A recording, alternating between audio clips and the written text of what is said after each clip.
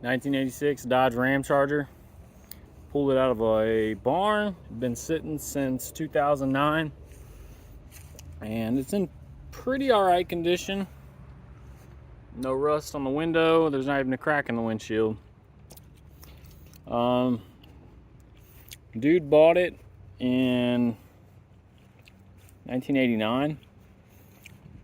And in 2009, a fuel pump went out of it. And he parked it. And it sat and sat and sat. And there's some stories behind this, but I ended up saying screw it. I bought it.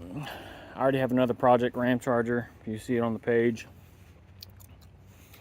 But it was relatively nice, so I had an idea with it. And yeah, it is a Royal SE, two-tone, black and silver, with red interior, obviously, as you just saw, with a carbureted 360 engine in it. So currently what I'm doing right now is I am dropping the fuel tank. I replaced a fuel pump on the side of the engine, and all the fuel lines are dry cracked and rotted, and the old man said that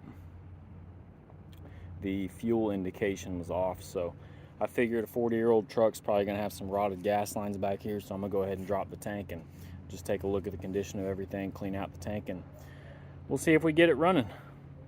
So first part about dropping these old fuel tanks is this one actually has a, what's it called, a skid plate on it. There we go. As you can see, I'm dropping it. These two right here have nuts. Now the ones on the other side appear to have welded nut plates in there. I know you can't see it. I took the bumper off because that was part of the accident. The bumper broke, as you can see. Left that bit of damage, so I'm gonna have to figure out how to fix that. But all right, I'm gonna go ahead and take this off and go from there. Okay, so I have the tank relatively dropped. However, a big problem I don't really ever see any other YouTube videos discussing on here is the big tube.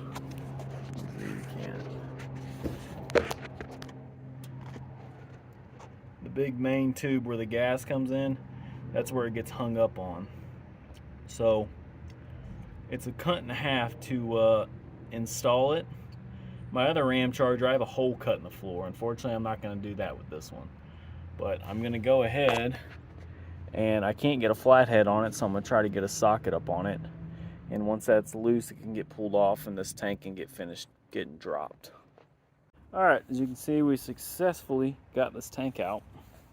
Unfortunately, when I went to remove this clamp it's so rotted out, you can't turn it with a socket. I couldn't turn it with a flathead.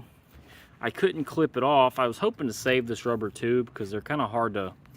I think you can get an aftermarket one. I know you can get an aftermarket one, but it does not have the curvature to it, so it kinks. On the other Ram Charger, I can avoid this kink by a clamp, but I can screw the clamp over it with the hole in the floor. I don't want to cut off a hole in the floor on this one. So as you can see, the lines, I had this issue that's fucked, and then I had another issue. This one was horribly kinked. The sending unit might still be good. I'm gonna try to clean it up and just save money, but you can just tell, I mean, I don't think this thing's been dropped since 1986, so since it was installed. So it was just time to take it out, clean it, and see what the condition of it was. But you definitely had to angle it outwards, swing this side out underneath. I'm gonna try to make an installation video without cutting the floor on it as much as I want to, but when we get there, we get there.